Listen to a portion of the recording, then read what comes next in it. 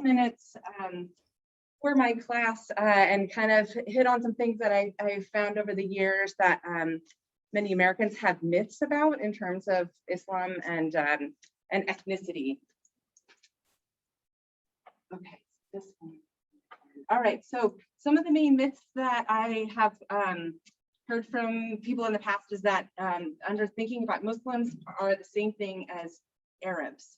So Muslims instead are overwhelmingly not Arabs. So Muslim is religious identity, is a follower of Islam, and Arab is an ethnic category. And same thing in the United States, assuming that Arab Americans is the same thing as Muslims, but most Arab Americans are actually Christians. So again, because Arab is an ethnicity and religion is different from ethnicity in some cases. And then similarly, that all Muslim Americans are Middle Eastern, but they have roots all over the world. So just as a little geography, thinking about this, that this is a map of all the places in the world where there are higher percentages of, of the entire world in terms of a percentage of the population who are Muslims. Indonesia is the highest. So if we were a smaller group, I was going to make you point it out, but since we're bigger, there's this Indonesia over here, right? So not in the Middle East or South Asia. And again, just geography. I don't know, growing up, my classrooms often had maps on the walls, which I really miss at college. So just reminder about that. This is generally the Middle East. We'll be talking about Iraq, so there you go. This is generally the countries associated with South Asia, so Middle East being over here. And these are the countries where Arab ethnicity is the predominant ethnicity. So not only the Middle East, but also a number of African nations. So another myth I have heard, and I'm sure you have too, is that Muslim Americans cause the most violence in the United States. So in reality, the hate crimes and violence against government tends to be the highest rates that we see. So for example, one researcher found that in the year of 2016, Americans were less likely to be killed by a Muslim terrorist, only 1 in 6 million, than for being Muslim, which is 1 in 1 million. So hate crimes is a more effective here, not effective, that's the wrong word. Prevalent. Impactful. Impactful. Preponderant, yeah. So in terms of thinking about images that you have, I want you to think for a second about what are the images that you've seen of the Virgin Mary and of Virgin of Guadalupe, the patron saint of Mexico. Like, just think, what are the images that come to your head there? Anything you notice about all these? This is just like, I Googled image to Virgin Mary this morning and screenshotted it. So this is what comes up. Anything you notice there? How about the fact that they're all wearing head coverings? So when we talk about Islam and gender, head coverings often come up, but I want to make the point that that is traditional in not only in Islam, but also in Christianity and in Judaism, which I give credit to I don't remember her name anymore, but she was a guest speaker from the diversity programming board who was a Muslim woman who did hip hop for us. She made that point to me, and I was like, that was a really great point. So on that note, about head coverings and gender, because I know we're talking about this a lot right now with what's in the news about Afghanistan, that not all Muslim women feel the same about them. Like, there are some who choose not to wear it, but there are others in societies like France and Sweden where they're having bans on head coverings, where women are saying it's my right to wear it, it's religious freedom. So there is a whole mix of perspectives on that. And lastly, with gender, again, I think one of the myths is that Islam is associated with gender oppression, but Pakistan had a woman leader, which I don't have to tell you, we have not had in the United States. So there's, again, a mix of understandings around gender. So hopefully that is a good primer for my class, and I will stop now and be so happy to turn it over to. Yeah, that was it.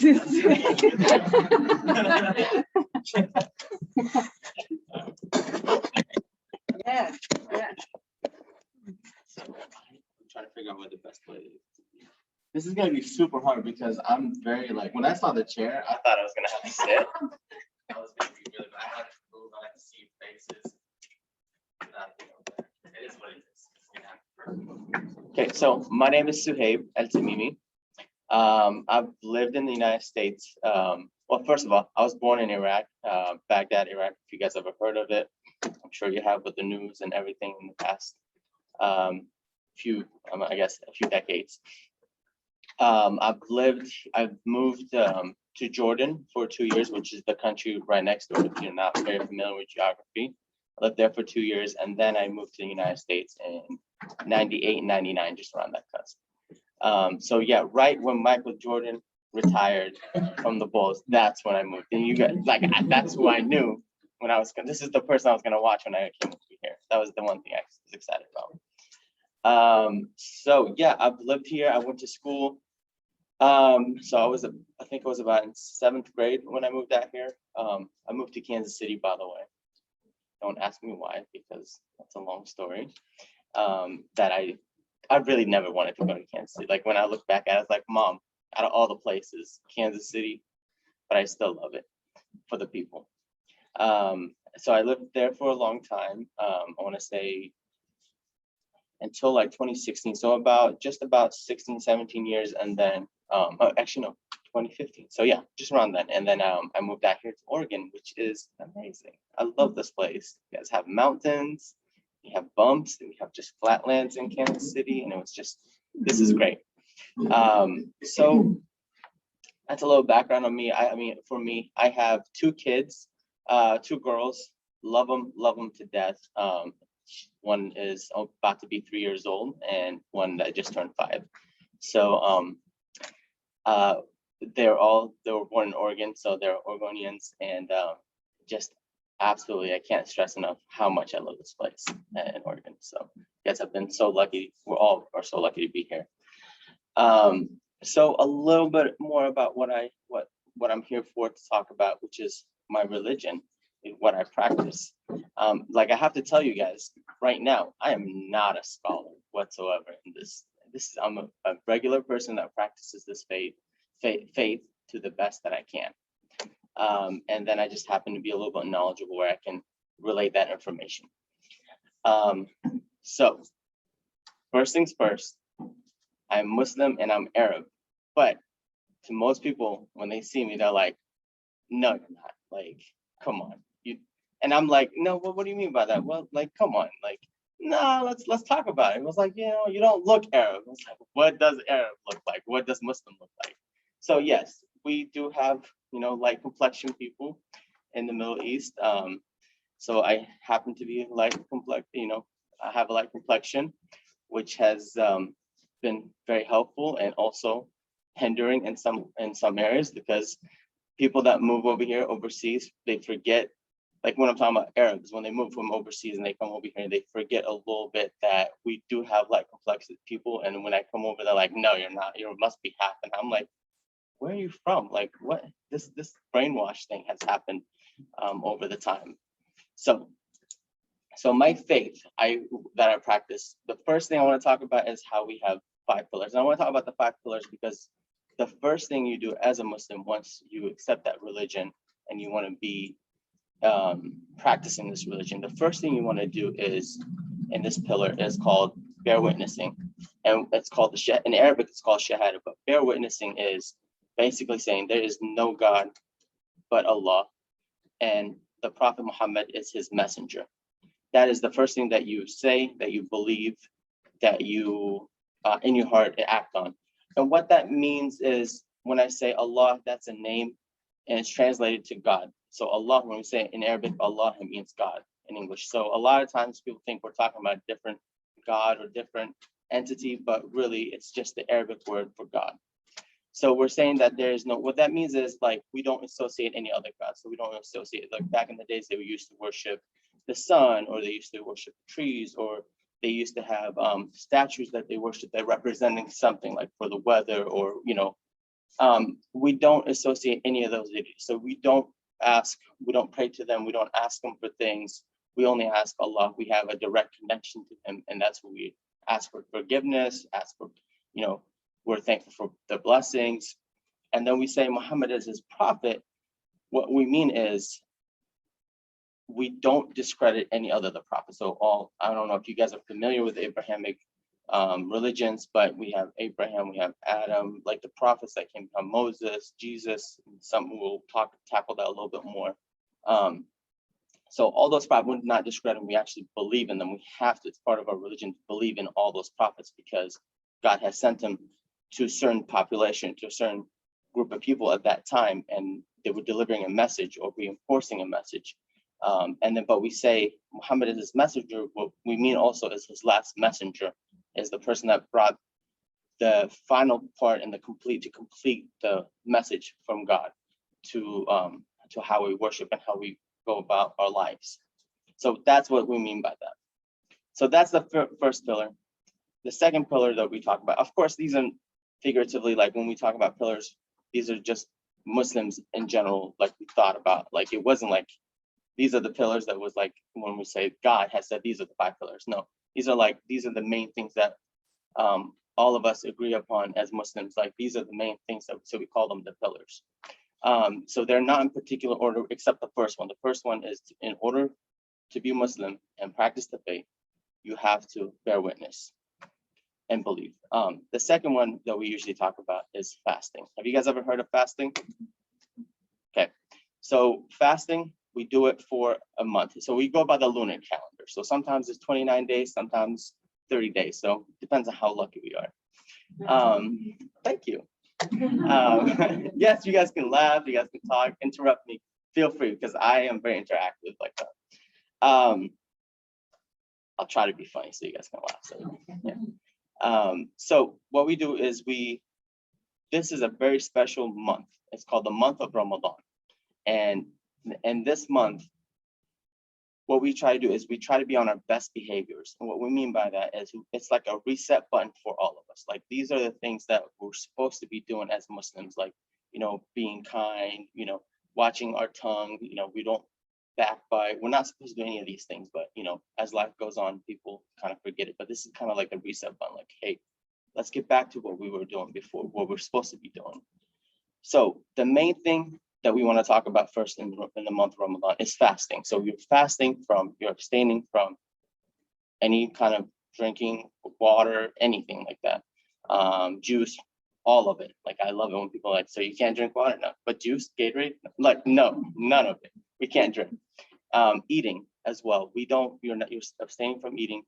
And the last thing is like, you have to abstain from, bad language, bad behavior, abstaining from sexual acts, whether, with your spouse or whatever it is. But here's the thing. This is only from sunrise to sunset. This is the time you're abstaining. But after that, you can eat, because people are like, how can you do it for a month? How are you alive? I'm like, no, like we're not going to do it the whole month, because otherwise I'd be in different clothes right now. They're a lot smaller. But that's the main time. And that's the main time that you're awake, because you have to feel it. Now, this is not said why we're doing it because that's the sacrifice that we're doing to have an act of worship for God. But also there are lessons to it. And those lessons are teaching you patience, because no one sits there and tells you like, hey, you don't have to eat. And there are some people with their kids, but at a certain point, 18, you live by yourself, you can go out and sneak and eat or something like that. But this is teaching you patience and discipline. And those are very important virtues to have as is. But, you're not going to sneak in. You're doing this because you have a purpose. Second of all, or third of all, I can count, I promise.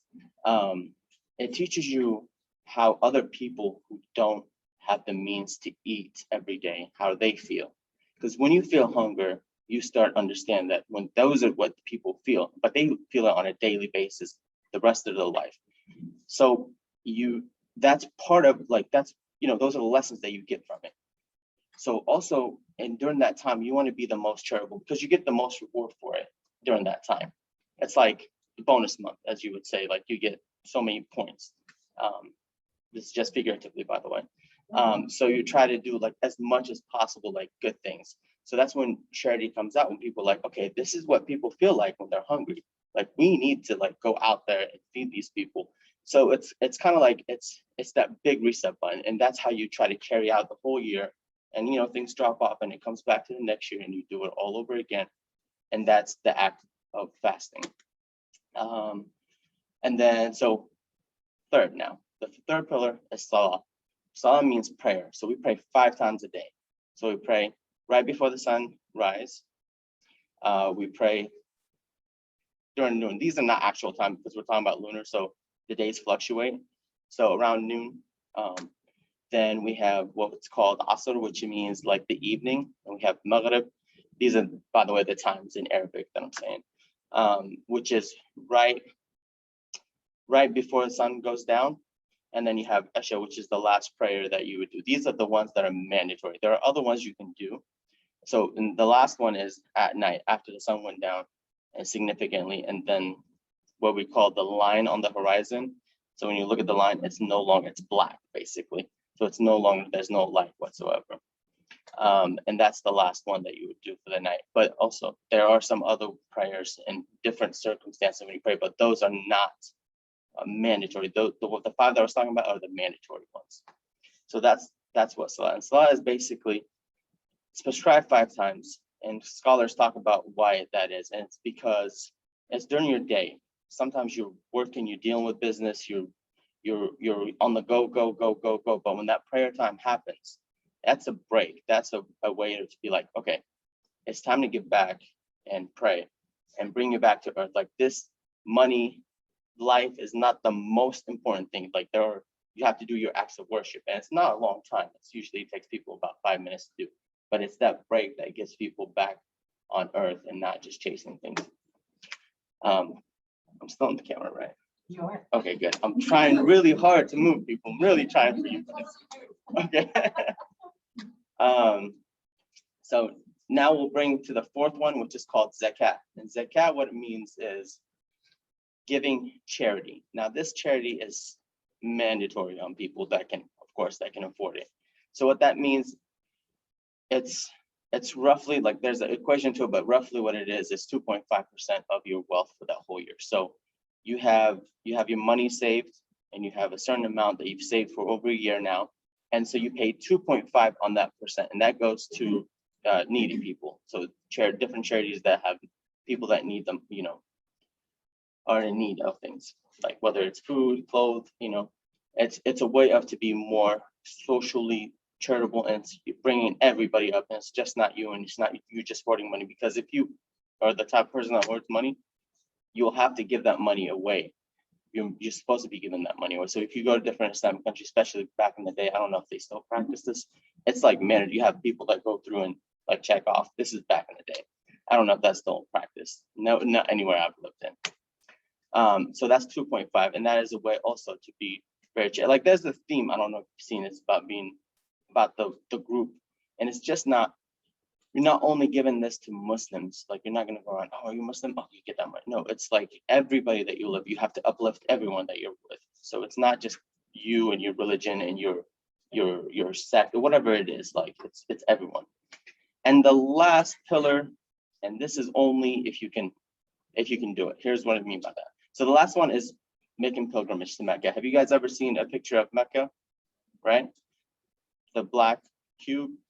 So, and if you ever seen like the whole thing, it's like you have millions and billions of people are just going around making tawaf. So this is a pilgrimage, what we call a pilgrimage, where Muslims will go and travel, and it's very expensive to travel. You have to be in very good health. So this is something that you have to do once in your life, if you have the ability to or the means to do it. So physically, if you're physically able to, if your health allows you to, and also wealth, if you have money to actually do it. So you cannot be in debt and make pilgrimage, because that goes against what you're supposed to be. What you're supposed to be doing as a Muslim is, if you have a debt, you're supposed to give that debt back. You know, like you have a debt, you have to pay that money back, whatever it is. And then once you have the means, then you can go. And making a pilgrimage is like wiping the slate clean, because it's such a hardship on you and on your family that it just pretty much wipes your sins clean. And it's like what we say is like you start like a brand new baby. So those are the 5 pillars. Do you guys have any question? I like to ask a little bit so I can clarify things, because sometimes I just go really fast. Oh, okay. All right. Go ahead. Yeah. About the pilgrimage, Mhm. you said it's a hardship on your family. What do you mean by that? Well, so let's say if I have kids for me, like if I leave as, as the dad, and my wife would come as well, at least. So my kid would have to go somewhere else that can watch them. We're spending money for them to, have being watched, or we have to have somebody from your family come over, watch them. We have to take them over, and now they have to take care of. That's what I mean by hardship, because it's not just like you up and leaving and going. There's a lot more to it than that.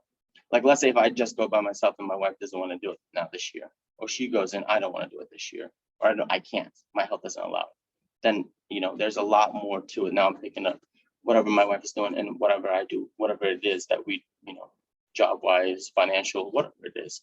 Now I take responsibility. That's what I mean by hardship on the family. Good question. Thanks. Someone on Zoom asked, with the 5 prayers, are they set prayers that you learn as children? So yes, yes. So what mean by set is like there is a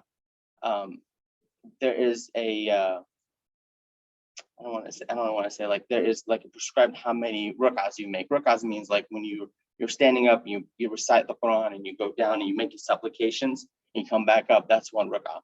So in the first one, there's only 2 rak'ahs, and the second one, which is at noon, is 4, and then the evening one is also 4. The Maghrib one, which is right before the sunset, is 3, and the last one is 4. So that's how many. So yes, it is, and you do learn it as you're growing up. You're not prescribed to pray until like a certain age, but generally parents teach them how to pray, so they know how to do it by the time they get that age. Most times kids are already interested when they see their mom and dad doing this, or uncle and grandpa, or whatever.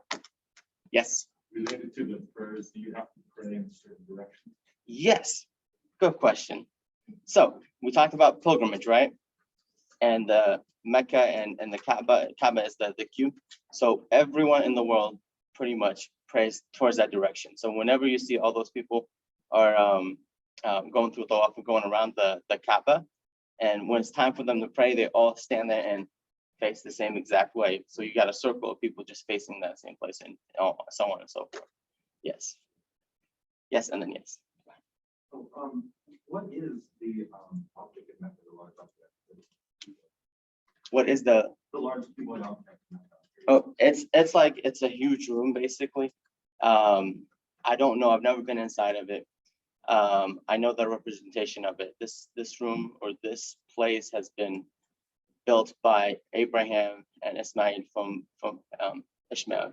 Sorry, I said that in Arabic. And you guys are gonna see that a lot, so call me out if you need to.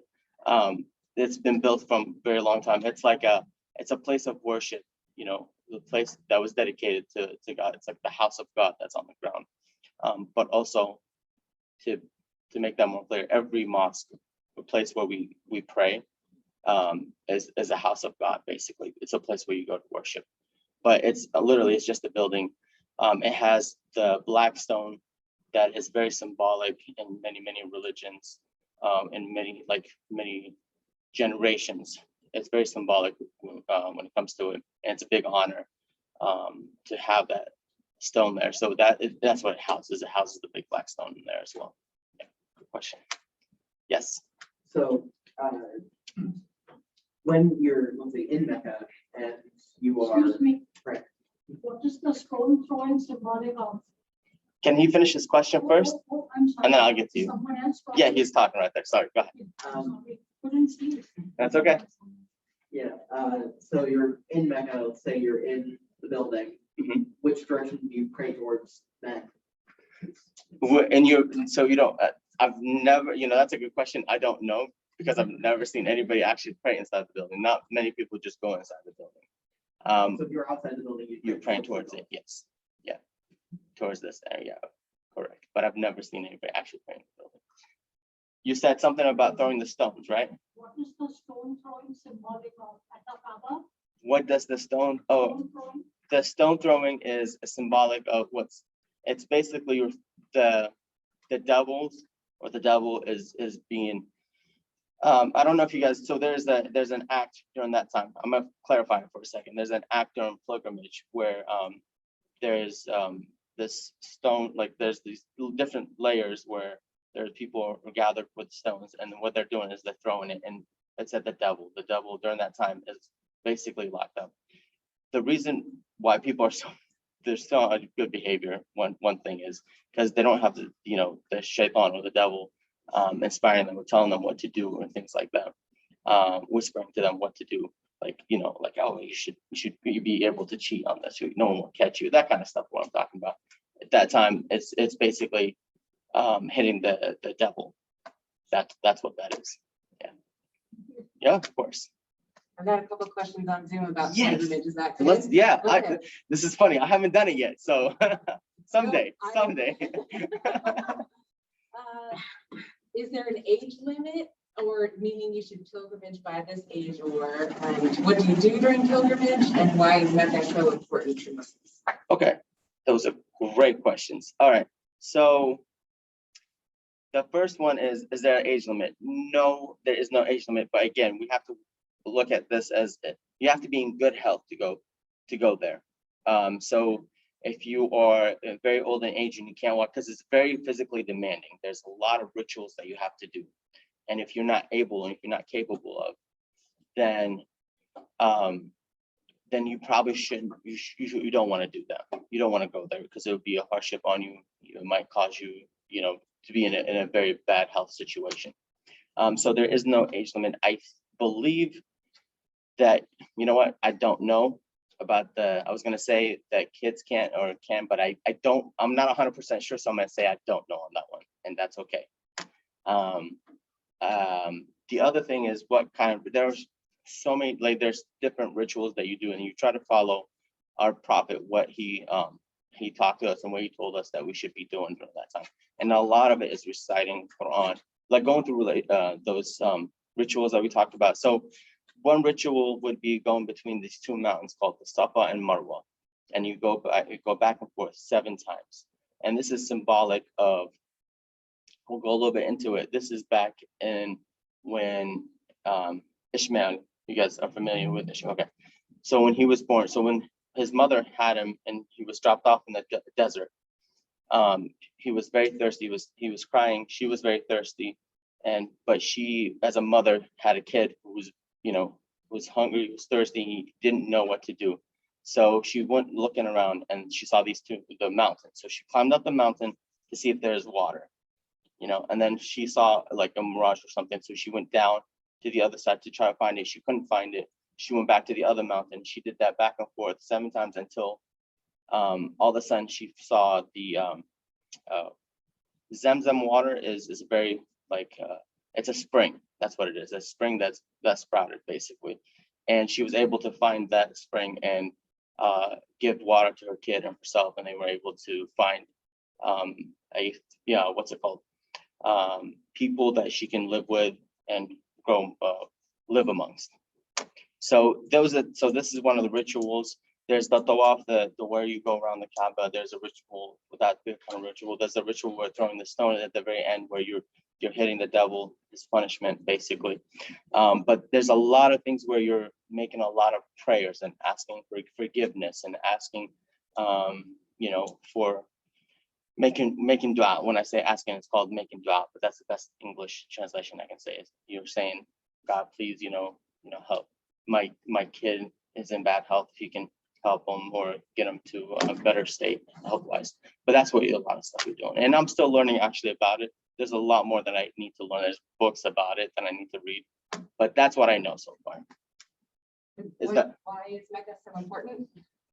It's so important. So Mecca is just, it's a city, right? It's a city that we had, it's where Islam was born, but technically when we say Muslims, when we say Islam, we refer to all the Abrahamic, we say he was Muslim, and every single religion, all of them were Muslim. Because Muslim, what it means is, well, Islam means peace, but also it means giving up kind of and accepting the will of God or something, you know what I mean? So that's what Islam really means. So we refer to them all Muslim, but it's because it has the holy site is there.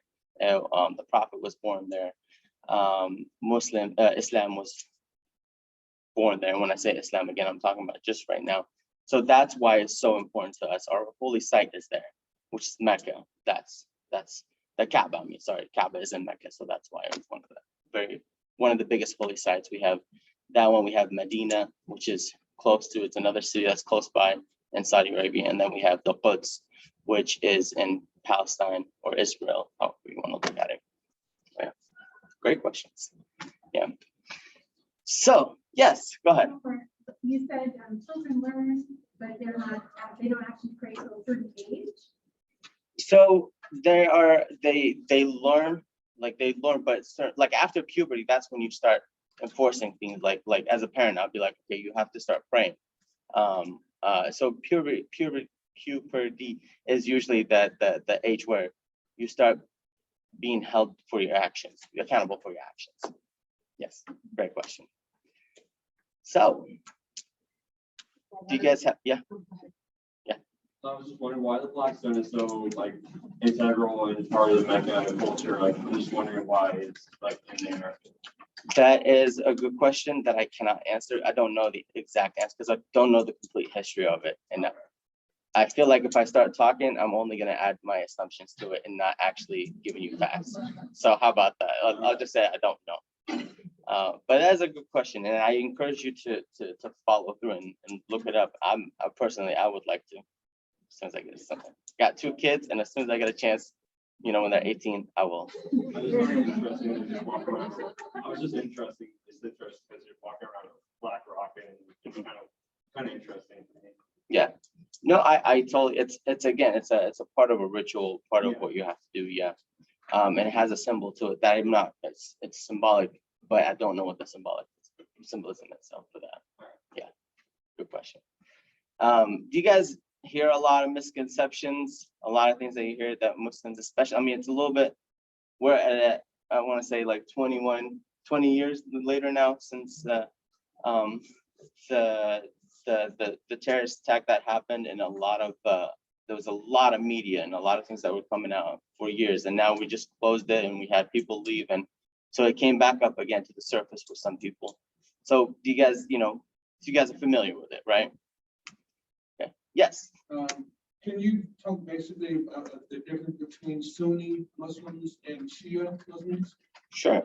Yeah, I can definitely do that. So if you guys are not familiar with their sects, like in Christianity, there are different sects. The same thing in Islam and in Judaism, they have different sects. And those are 2 different sects. They differ on, and it depends, there's a huge range. They differ on some ideological, they have ideological differences. And I can't pinpoint anything because, like I said, it's such a big range. Some people say that Shias don't believe in that Muhammad was supposed to be his prophet, which I went and I talked to them, and it's not really something that a majority of people I talk to, but it's just one of those things that you use as a misconception to get people riled up a little bit. So there is a difference of, maybe the way they pray, and there's differences just a little bit ideological, but in the main thing like that they believe in is the same on majority of them. They believe in God and they believe in the prophet. They differ when it comes to the lineage after that and who should have taken over after the prophet died and things like and that nature.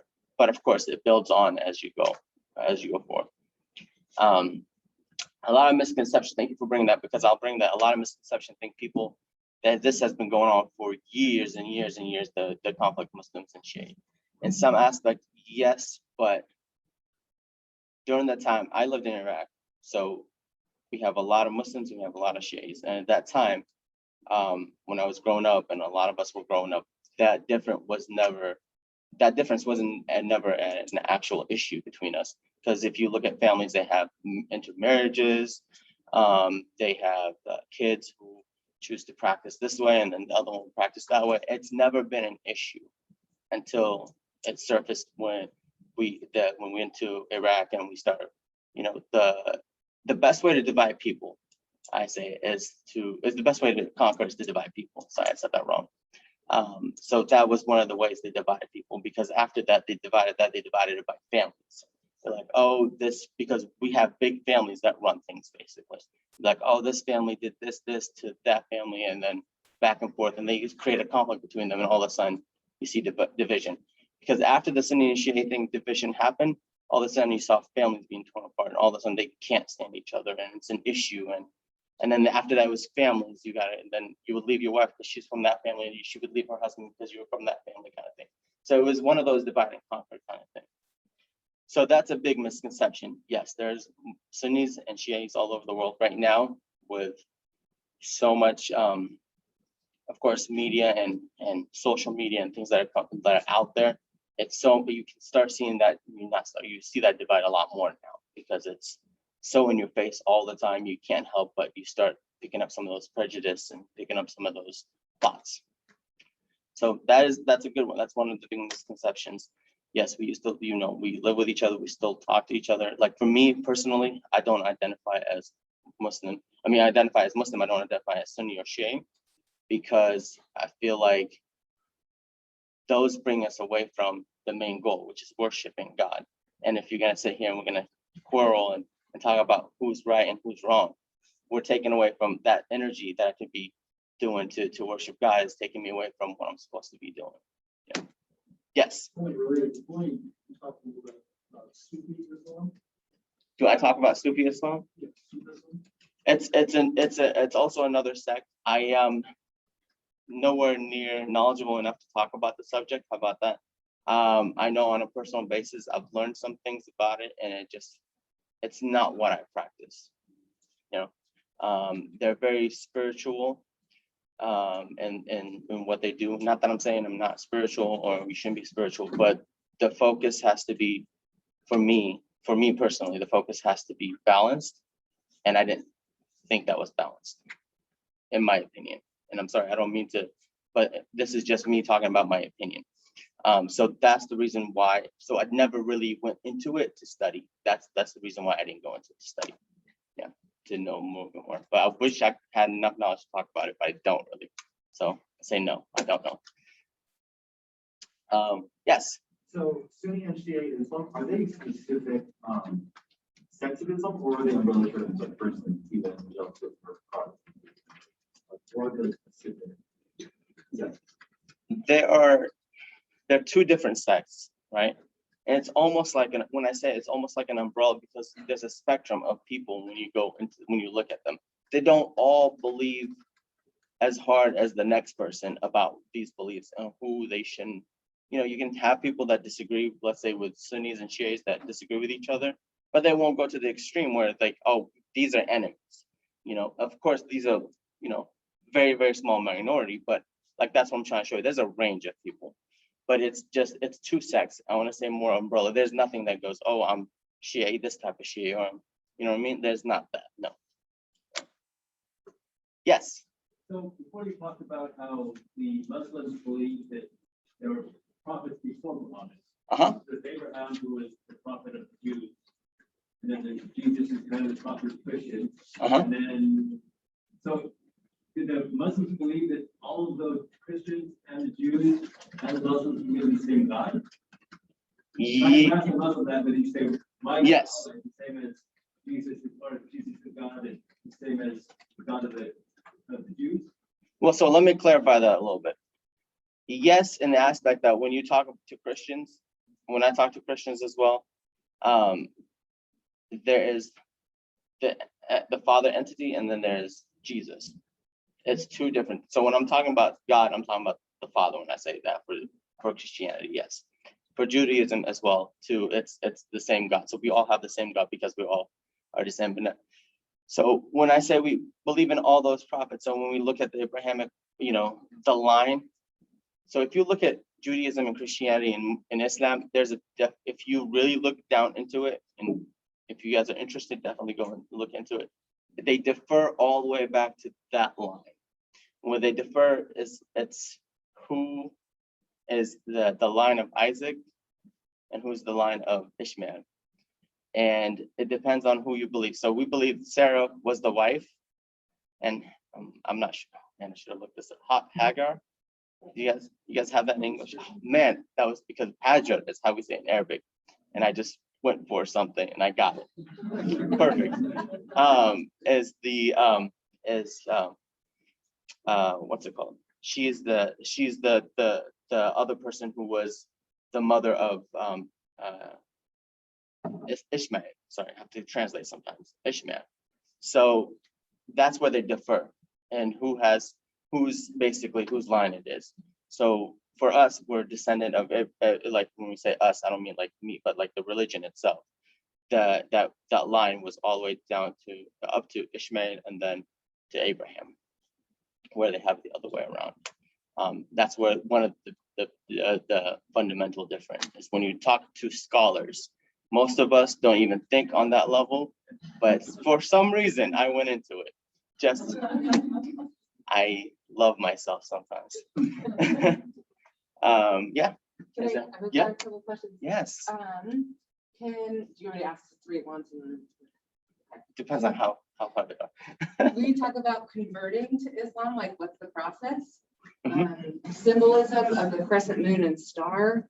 And can you explain Sharia law? There's a lot of talk and fear mongering about it in American media, but I really feel like no one understands it. Okay, I'm gonna tackle the first one that I should have more knowledge to, but in Islam we don't. Okay, so we don't give a lot of thought to symbolism. When I say symbolism, symbols as like if you look at Christianity, the cross is their symbol, right?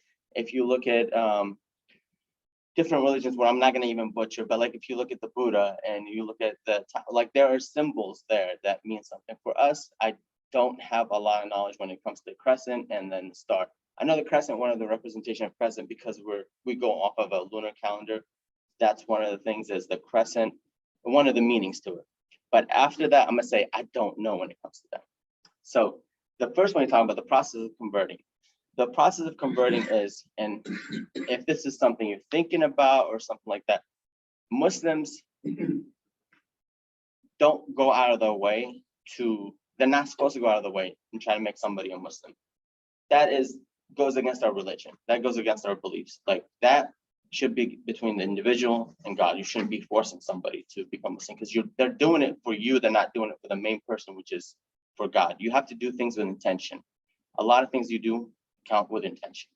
So we don't force people. So that's one thing that when you're in the process of converting, you have to really read up and study and understand.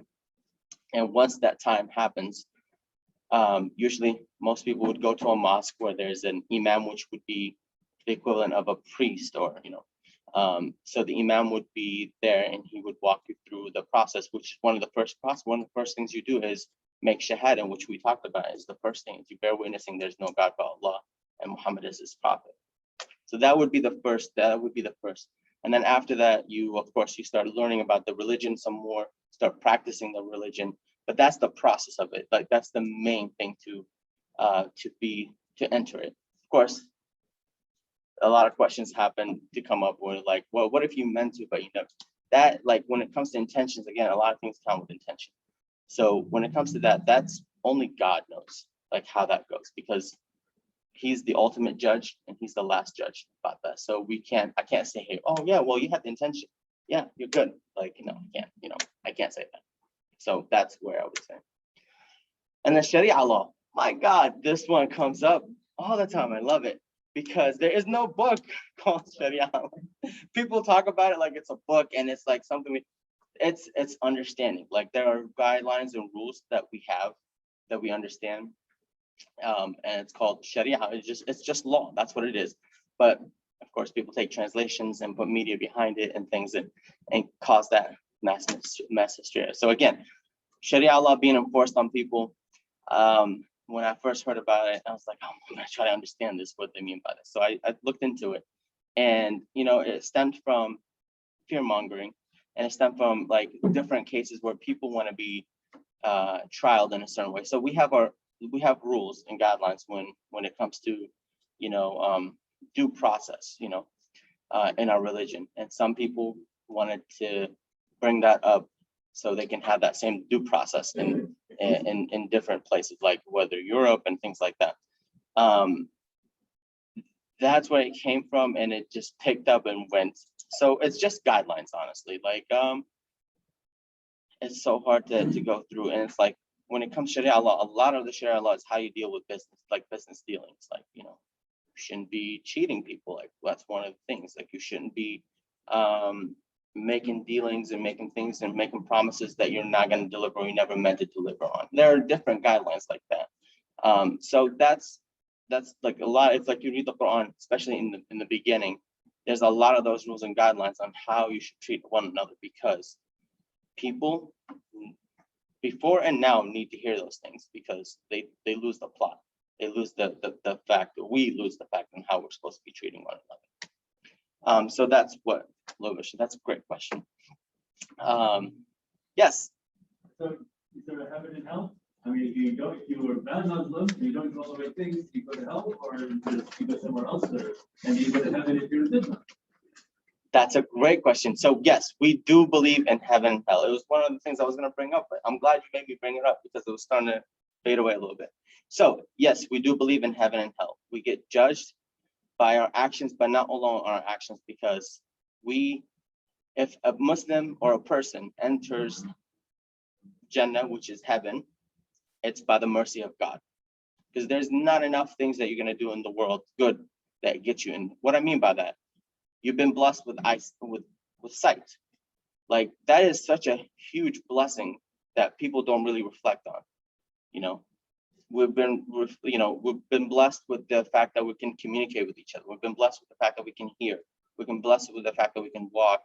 And if you want to think about it like somebody who's not able to do these things, and look how much life is different for you than those other people. And that's what I mean by blessing. So there's not enough that you can, like, if you did all the good in the world, it doesn't equal the amount of blessing that you've had to. But again, it's one of those with intentions and good heart, and you're striving, you're making an effort to do something. So us being good gets judged by a God. So you've done this many, like, and I'm not gonna sit here and try to pretend like I'm anywhere near God and stuff in that aspect, but there is judgment, and you get judged on what you do in life, and based off of that judgment with the mercy of God, that's when you enter heaven. Sorry, this is a long way of doing it, but I have to stress on making it correct, because I'm afraid if I say it wrong, and especially if it's recorded and it's gonna get all over, and people are gonna have misconceptions, and I'm here tackling misconceptions, and I'm here spreading them. So I want to make sure. And so it's long and it's winded, but yes, we do believe in heaven and hell, and we do believe in eternal life after that. Yeah. So if you live in, but also we do believe there are things where you have to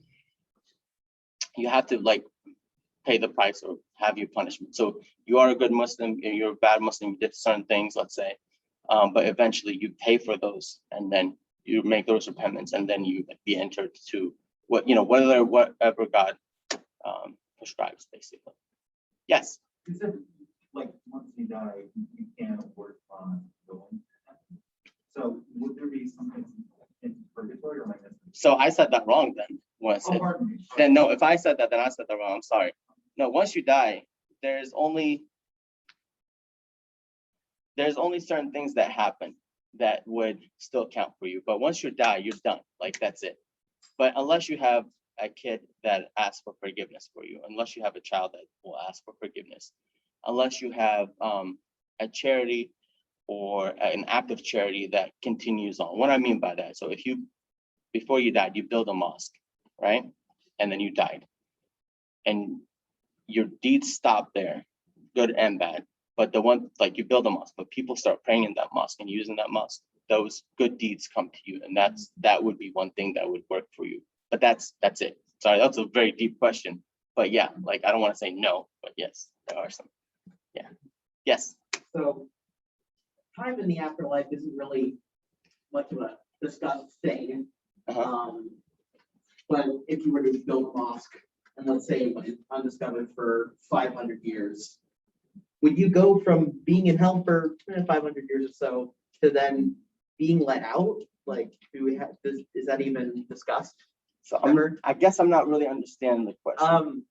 So as you said, let's say, bad is up here, good is here. Let's say for that goes to hell.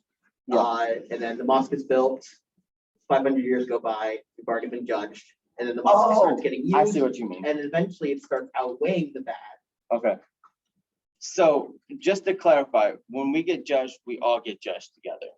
Well, it's not like I die and then I go get judged. So I needed to clarify that. Yes, I understand. So once there is an event that would happen, and I'm starting to, whew.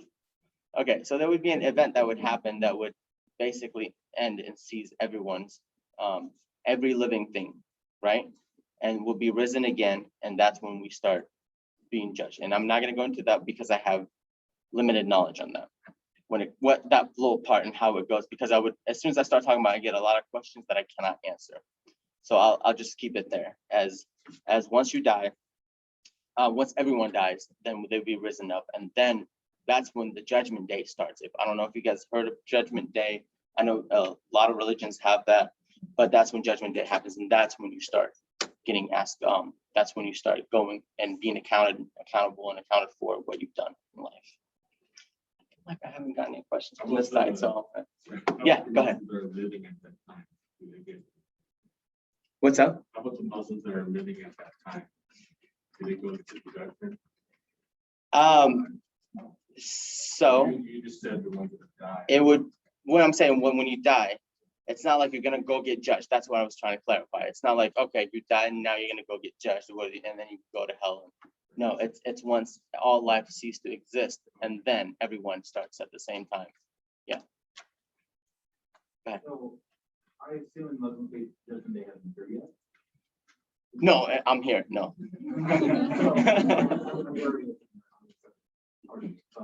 It's okay. So if that hasn't happened yet, and everyone's going to be judgment day. Man, I don't feel like comfortable about talking about that because that's talking about things that I don't even know, so I'm gonna say no. I don't know if anybody's living there right now at this moment. No. Yes, and I feel like okay, and then I'll come over here next. Let me get you, and then I'll come over. Alright, so this is actually a really decent question. I worked at Barnes and Noble previously, and you see the Quran on the top shelf. Why is that exactly?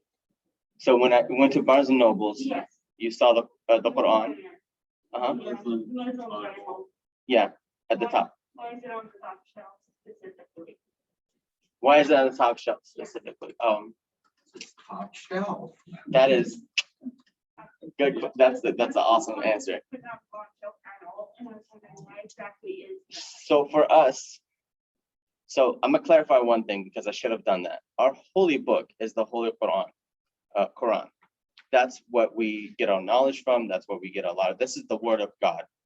And the way it was revealed to us, it was through Gabriel. And I know a lot of you guys are familiar with Gabriel, an angel. Okay.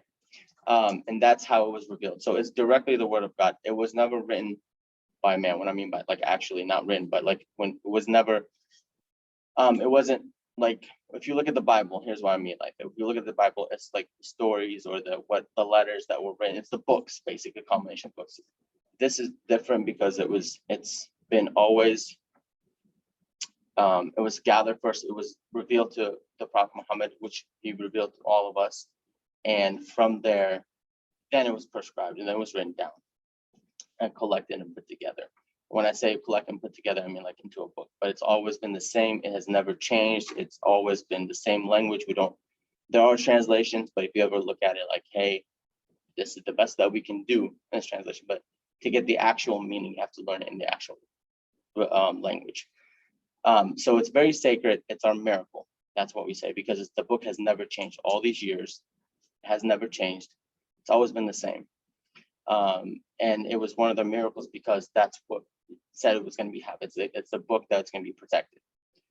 And there are processes, even if like, so let's say, I'll give you an example. I saw in a print, there was a print where they messed up a dot, and that dot made the word different. I for some reason, and I say this because I'm not some special person, whatever, and what's not. I was reading and I noticed it.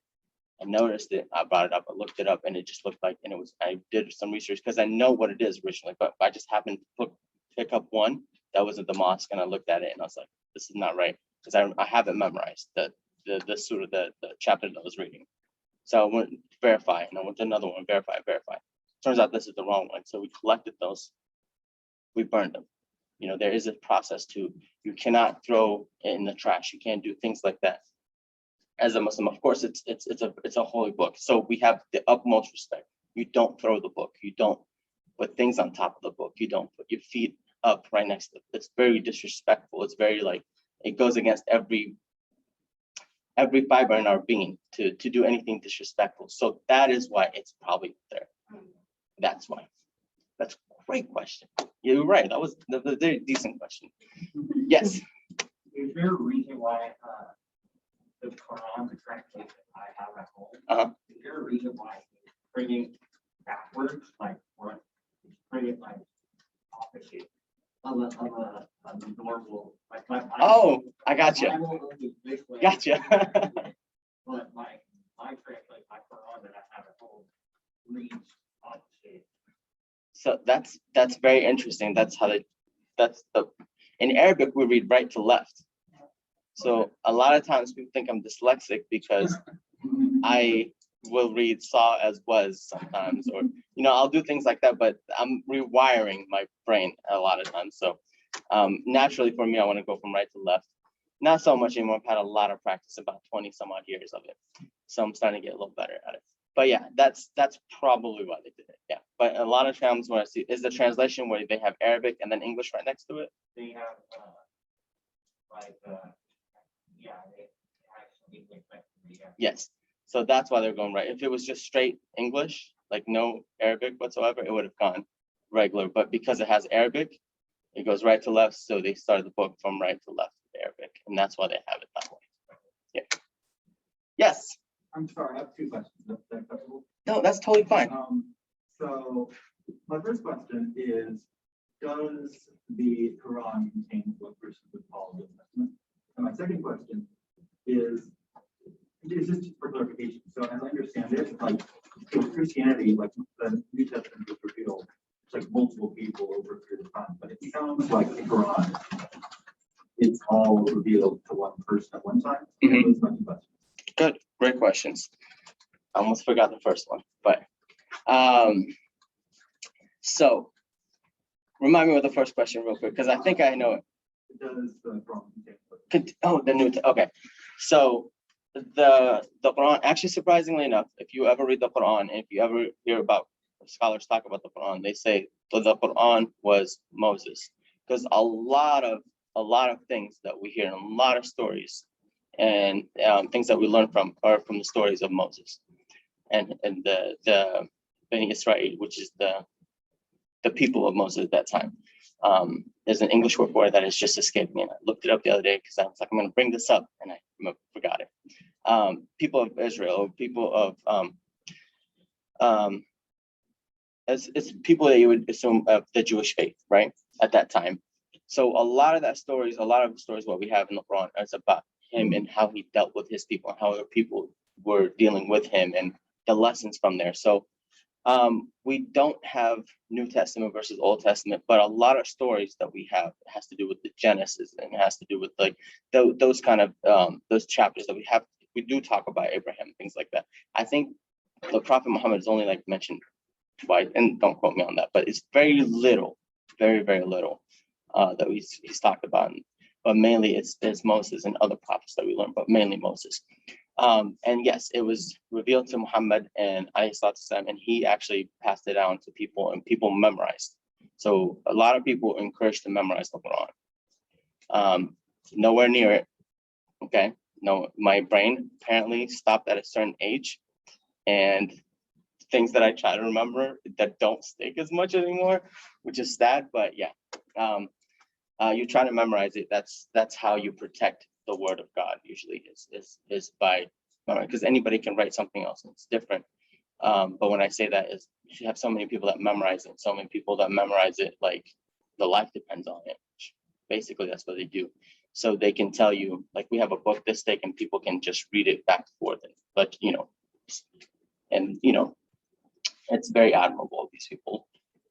Someday I wish have half the brain that they do, but yeah. Great question. Do you mind if- I'm sorry, they're wrapping up. but I- Yeah, no, please, please. Can I jump in? I didn't even know you guys were listening. To go back to the Sharia law, Uh-huh. someone asked, is it kind of like the 10 Commandments in a way? They're included in there. It's a little bit more. It's more about the personal dealings and how to deal on certain things. You know, like I said, with business and how you deal with business and how you deal with money and things like that, but also how you deal with one another. So yes, it does include it, but it's a little bit more deeper, more with more examples. So like 10 Commandments would be covered on an umbrella, but it goes more specific. How about that? That's better. Yeah, specific. Yeah. Can you buy the Quran in a bookstore? I think you said yes. Yes. Yes, you can. Yes. And how do Muslims view God? Like, is he a singular humanoid entity, or does he exist in all things? Or I gotcha. He's a he, for sure. That's a great question. So when we refer to it, when we say he's the like Almighty, he's the one. He's been here before, and he'll be here after everything is gone. He can basically, he already knows. When we say, there's an example I'll use is like, you know, something bad happens, and sometimes you say, okay, that's the way it was written. It's an expression basically, but it just means that he knows what's going to happen. He knows this is the free will that we have, but he already knows it. We're living in the free will that we have, but he already knows where we're going to end up, what's going to happen, what our actions are. So that's the best. It's like, God is everywhere. Like, he sees everything. I can't say God is everywhere because it's not like I can look at the tree and be like, oh, that's God, or look at it. Like, when you say a singular entity, I think that's probably what we mean by that. Yes.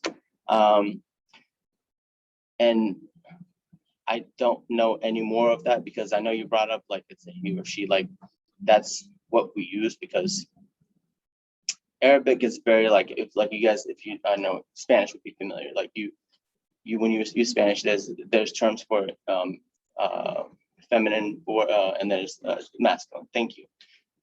So it's kind of the same. That we are the same way. We have feminine and masculine things. So that's because we don't see God as like just a man. Like he's not. Like it's different.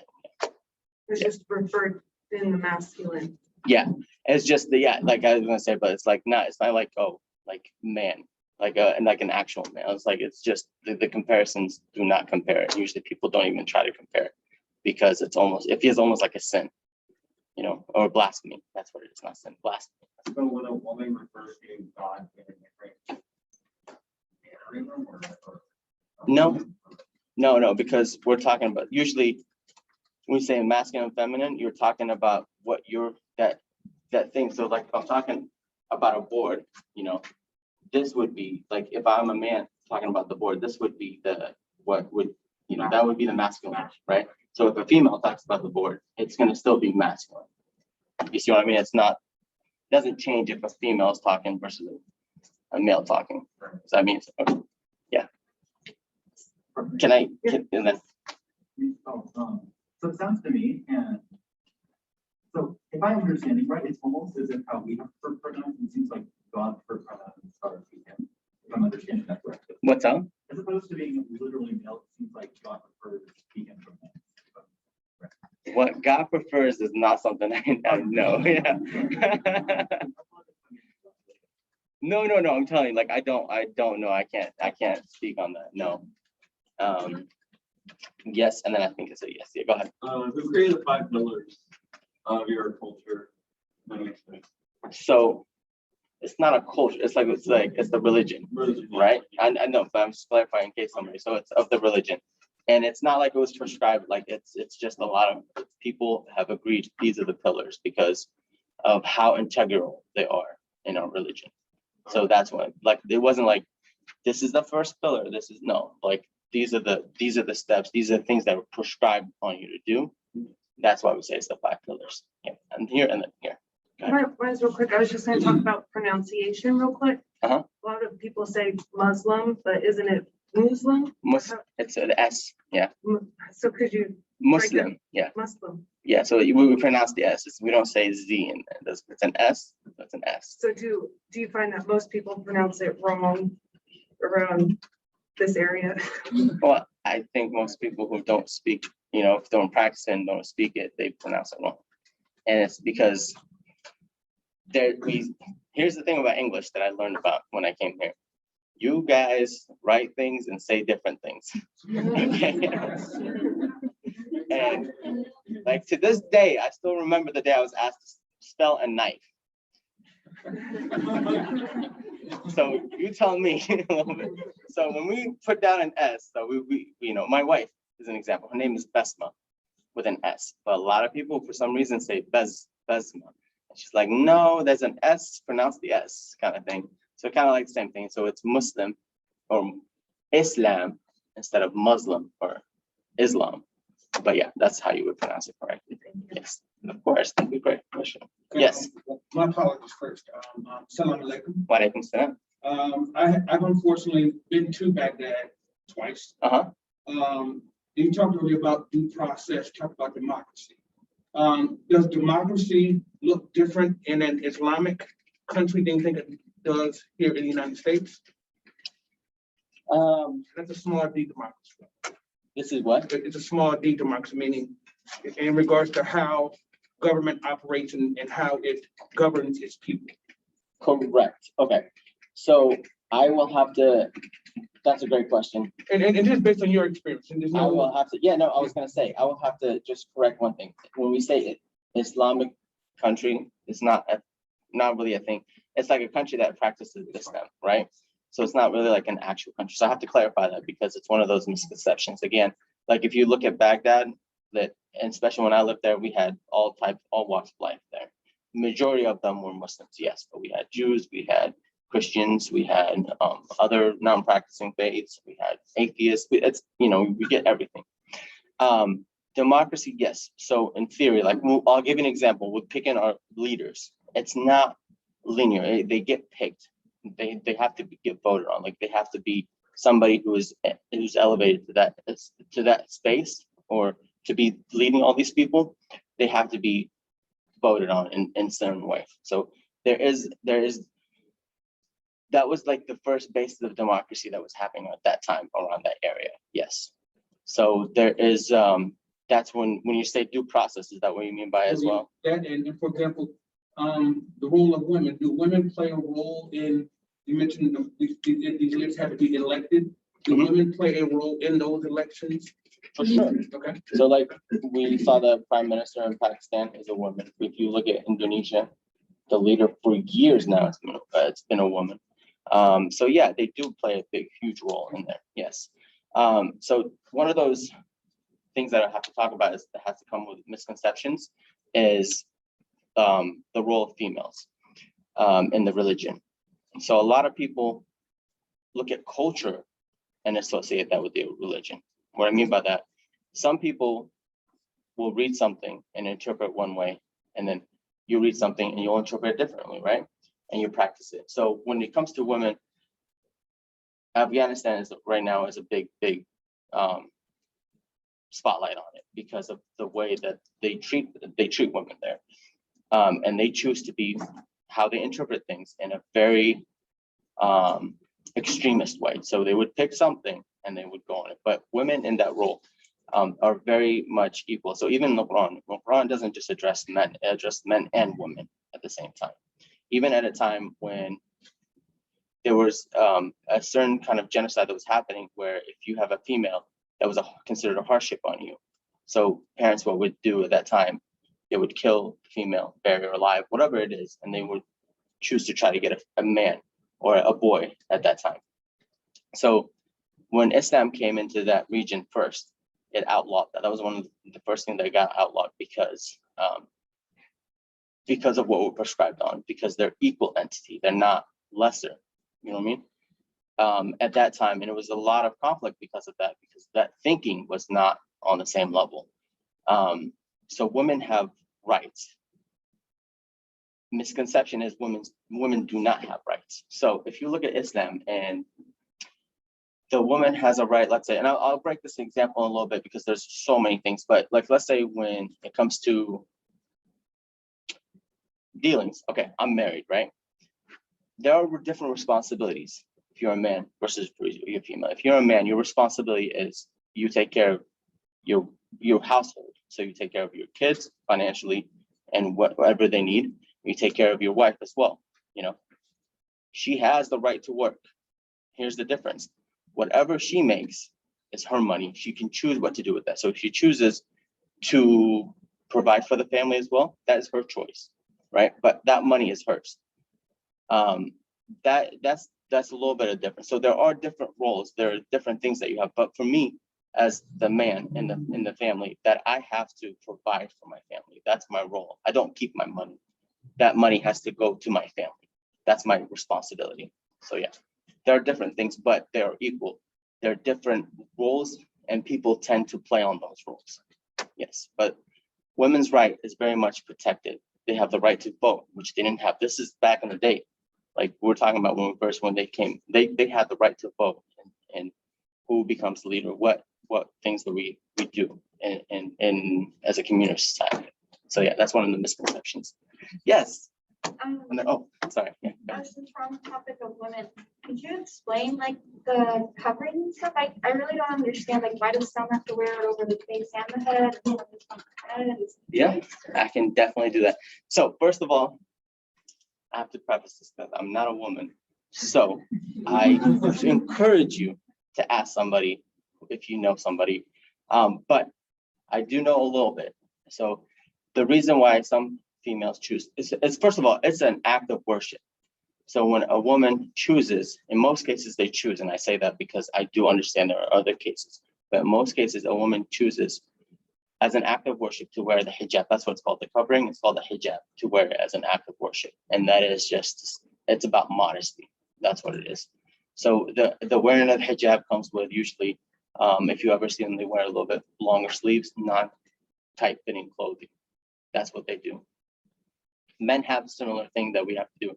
So if you ever see me, I wear shorts, but a lot of my shorts are below my knees. And that is my way of as well, because it's prescribed that there are things that as a person you have to cover. It's between the belly button and the knees. Those are things that you have to cover as a man. And it's prescribed on me that I have to do that. It's an act of worship, an act of what I'm doing is doing that. It's nowhere near the hardship because we've seen summers. Okay, my wife wins every single time, no matter what. So you have that. So we have. That is the act of worship. So a lot of people, and I say culturally, take that to a different extreme where they force their kids, like as soon as they get to it, like I even seen it where they force their kids at the age of 8 to start wearing it because, oh, but it's not prescribed. Yeah, but I'm trying to get them so they don't, like, it's almost like indoctrinating people into it, right? So I do acknowledge that, but know that that's not how it is everywhere. But I do acknowledge it happens. But it's an act of worship that a female chooses to do. And people interpret it that the covering. So based off of the wording is interpreted as like you cover everything. That's what it like the hijab is. It's like basically the burqa. I don't know if you guys are familiar with it. I'm sure you by now with the news you've seen news of it, you've seen pictures or whatnot. And that's what people take it to extreme where they only show their eyes and everything else is covered. So it's based off of interpretation, and then it's also based off of what group of people you're around and how far they're willing to carry that to. Back into like the sex of the religion and like the sex does that. Well, even within sex, you see different people go take it to different extremes. Yeah. Yes, and then I get you. Okay, perfect. So my mother told me, let's get back to the Quran questions. My mother told me about how little Muhammad is mentioned in the Quran compared to Jesus, like how he has the capability to even form a bird out of clay and breathe the air of life in it. Thank you for sharing these things. It reminds me so much of the things she has told me. The Quran is beautiful. And then someone else asked, do Muslims need to learn Arabic like Jews need to learn Hebrew, the Hebrews? Need to, they should. How about need to? I don't know if I want to say need to. They should, because you can still be a Muslim who speaks English, but you're doing your best. But you should, because you want to learn. It's encouraged that in Islam, knowledge and attaining knowledge is very encourageable. It's almost like something that you have to do. So that would be part of the knowledge that you gain. You learn Arabic, so you learn those things that are prescribed from you, because you don't want to learn from somebody else, because they can easily give you the wrong. We've seen it. Miscommunication happens, misinformation happens, and you want to learn from the source. You don't want to learn from other people. That's the whole main thing is to, it's a great question. Go ahead. Yes, go ahead. I wanted to ask if the religion there is like heavily impacts government and government choices. 100%. Yeah. Yes. Culture over there also. Religion starts it maybe, but it carries over to culture. So that again goes into interpretations and like, okay, so it's prescribed for women to the example. It's prescribed for women to wear a hijab. Well, okay, we should enforce that on people, but then it's not the hijab, just the covering. No, it's we have to enforce. No, so I said that wrong. It's prescribed that they should do it as an act of worship. So now, as a government, I'm forcing people to do it, and then I'm forcing them to do that. So it depends on how you interpret that. But a lot of times, culture dictates. So maybe it starts with religion, but culture ends up dictating what it is. But that's a great question. Yeah. Go ahead. 2 questions. Do Muslims believe in the 10 Commandments, since Moses is the prophet of God and God gave him the 10 Commandments? Do Muslims believe in that? Yes. So we believe in all the prophets and their message that came. Okay. With it. Yeah. The second question was that online question: how come Muhammad isn't mentioned as much as say Jesus in the Bible before miracles and all that stuff? One more time. How come Muhammad isn't mentioned much in the Quran as much as Jesus in the Bible? I didn't write it. Okay, I'll give it to you as this way. Think about it. So because first of all, this is the wisdom of God is above anybody's wisdom, right? Mm-hmm. And there's a reason why he gave us those examples, because as we go through life, we see those examples. So if you ever get the chance, and I encourage you to just to learn, if you read about things in the stories and that were prescribed, that were written there are so many lessons that are applied now in this day, even though it happened thousands of years ago, it applies now, right? So that's the wisdom of it. How come I think of it this way? If I come to you with a book and I write a lot of it about me, you might not want to, I'm not saying that's why, but I'm just saying like a logical place of looking at it, no, everything, like I said, we're building like, the message was built upon, right? And it just continues. And we just, like when he came over, he completed. There was already a message there, and he was just building upon it and completing it. Yeah. So, great question. But unfortunately, I can't give you the best answer on that because I didn't write it.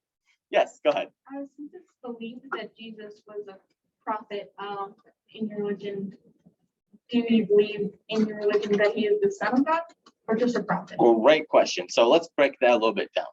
So we believe Jesus as the prophet is one of our beloved prophets, right? And if you ever get a chance to read a little bit there's some stories about Jesus that are in the Quran that is not in the Bible. A lot of people actually are amazed to hear that, and I encourage you to read because of beautiful, beautiful stories that you should definitely read. So we believe as he's a prophet, he's one of our beloved prophets, but we don't believe that he died and he's not the Son of God.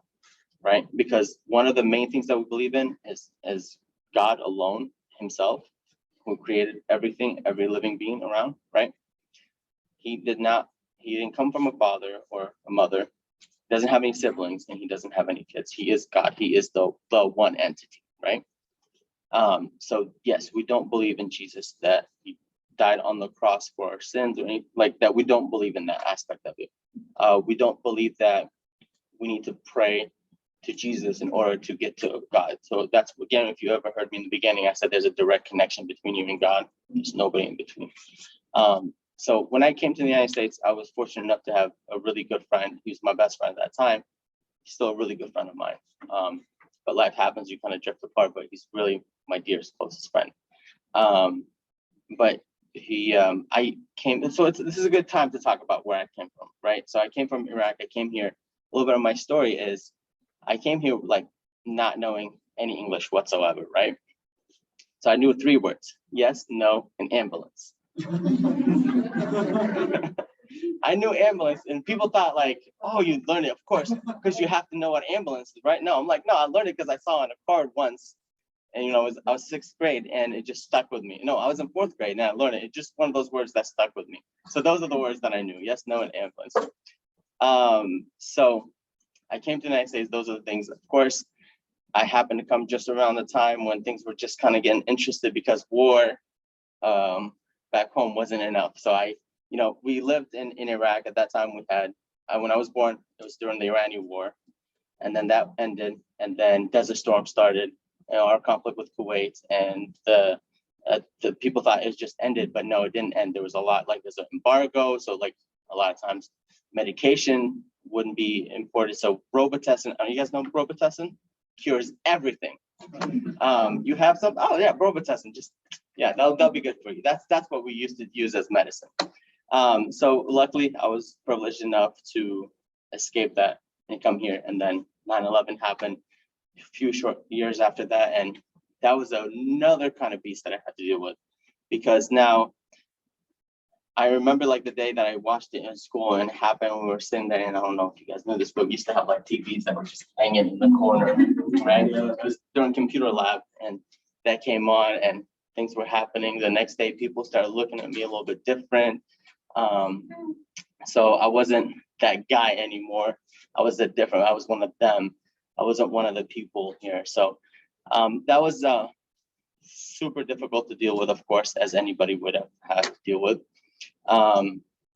And that time of my life was like, is the time where I'm not the kind of person that would back down, especially when I was younger. I was very hot-headed. So I used to get in fights a lot. I hated school. I absolutely, which is like we're promoted, we have to learn, like learning is a big thing for us, but I absolutely hated school because I would be in fights every single day.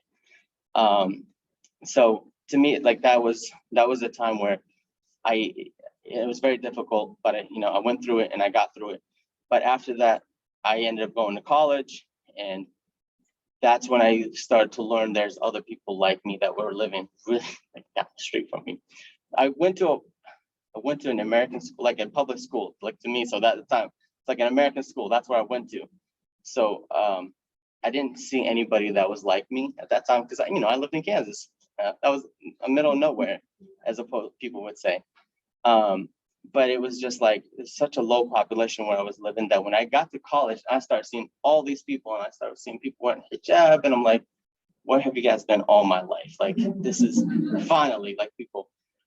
But then you start getting into a different space. So now I'm a little bit older. Now I start seeing things a little bit different. Everything that I did represented every single person. So every action I had to do, I had to think 300, 500 times. That's good math right there. Like 3,500 times to actually like, is it going to affect how are they going to be viewed as an entity? I don't do that as much anymore because I grew up and I honestly don't have the energy anymore. Like I said, I have 2 kids and life is just here. I don't have that kind of energy. I don't have the energy to care about that. Yeah, well, it's one of those things where when people bring up like privileges and certain ethnicities or races have different privileges, it's one of those things that come up because no matter what I do, it'll be like, oh, that's your people kind of thing. Your people do that. Muslims, y'all do this. And I'm like, no, I did this. Like me only. Like, don't put it on. Yes, go ahead. And then we'll just do that last formal question since we're about at 30. Oh my gosh. That flew by. Okay, go ahead. So ever since 9/11, like all these media have like demonized like Middle Eastern Arab people and like Muslim people. How it affected me? Well, it made me view things a little bit differently. It definitely made me have a better armor. What I mean by that, it's like, I had friends that, I had actually a black friend who would describe me his life, like how his life is. And he talked about his life is more like every day, like he would have to put this armor on every time he comes out because of what he has to go through, right? In that instance, what I'm saying, like it made me think of, I do now have an armor. Now I do have to put on armor every day, and things have to I have to live my life, because at some point it does affect you mentally. It affects your mental health because, like I said, I had this enormous feeling that not just me, my wife, my friends, everyone had that enormous thing that anything you do wrong will represent everybody, of your ethnicity or whatever it is, or your religion, and how that particular person is going to look at it and how he's going to tell the other people. So it does affect your mental health for sure, 100%. But it's one of those things where you learn how to build an armor for yourself. You learn how to build that mental toughness. So you can't let that thing affect you. Yeah, that's a great question. Did you say there's another question in there? There's a bunch. Okay. It's up to you. I'm good, but it's up to you guys. How about we give him a hand, and if people need to leave, we'll make that space. And if anybody wants to stay for questions, I'm willing. Yes. Okay, awesome. Yeah. Before we give him a hand, also, Yes. we do a sign-in sheet. You would just quickly sign your name if you didn't already, and also there's evaluation forms too. And if you want to take it and send it later, you can send it to Sally Snyder. And that's the activity guide. So, thank you so much, Erica. I'm gonna let you. Yes, we are so grateful, and all the things that we're taking away from this.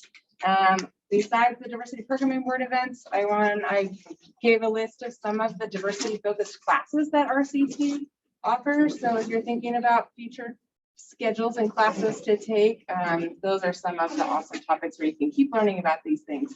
But let's give him a hand for the time and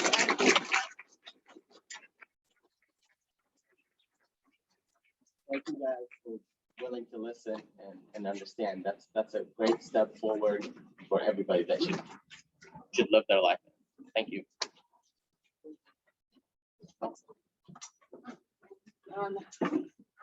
All right, are you cool with Yeah. this? Okay, so here. where are we? Okay, great. There you are. I don't know why this thing is looking funky, but people asked, I think the next question was I don't need to read it verbatim, but like basically how there's some LGBTQ people who think that have a preconception that Islam is not friendly.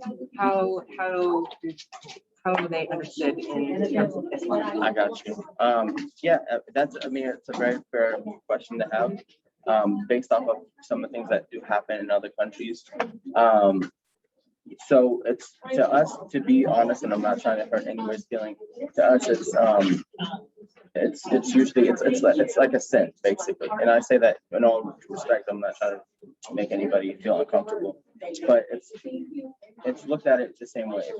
A lot of people do a lot of sins. It's all about the heart and what you choose to practice your life. Like there are Muslims, let's say, drinking is a huge sin for us. We don't drink alcohol, right? But there are some Muslims that unfortunately do drink alcohol. So that doesn't take them out of the religion. So I don't want people to think that takes them out of the religion or anything like that, but it is, to us, that's how it's. Cool. All right, let me make sure that. Yeah, it's good. It looks funky there, but it's still. Okay. Yeah. No, you're fine. Yeah, someone else asked if you, somebody said, I was gonna ask if you faced a lot of diversity after 9/11. Was school accommodating for your culture in any way, or did you have to learn English as you went? I would imagine that being very difficult. So yes, school was accommodating. I wouldn't say 100% because it was one of those things when things happen, things are said to you. oh, those are just kids being kids kind of thing that you would get. So that's why a lot of times it ended up being me having to defend myself instead of having to go to somebody to defend, because I got that answer so many times that I didn't feel like anybody was on my corner. But that was in the beginning. That was when things were just happening, things were fresh, and people had a certain way of feeling about it. Like later on, like now, if you talk to different people, schools have been a little better with addressing these things. Not the best, but they're getting better. Well, do you guys remember what else it was? Oh, growing up English. I was in a class called ESL, which is now it's changed because it's ELL now, I think. Oh, okay. Because ESL, English Last Language or something like that. So that's what it was. But it's changed a little bit. But that's how I grew up. I learned learned English in that way, and then I just used it at home constantly, and that's kind of how I have like an East Coast accent now, because I don't really have an accent, but it's East Coast accent. But yeah.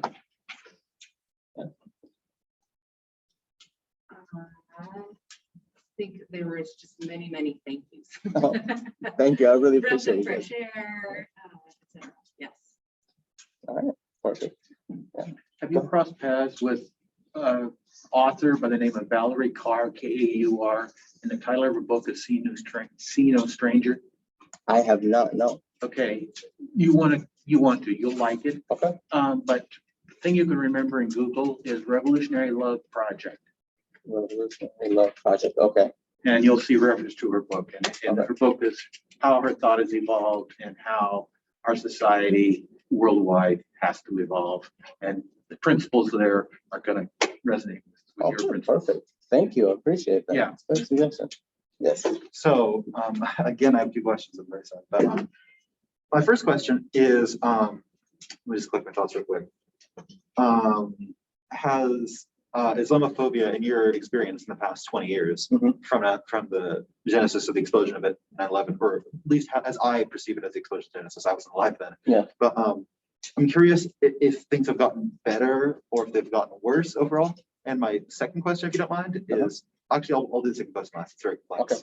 So yes, it fluctuates. So there's an explosion of it. It happens. We see a lot of it. Then things die down. Then somebody says something inflammatory, and all of a sudden it happens. And so right now we're in a process where it's happening again. Like it did slow down. It's a lot more than it used to be for sure.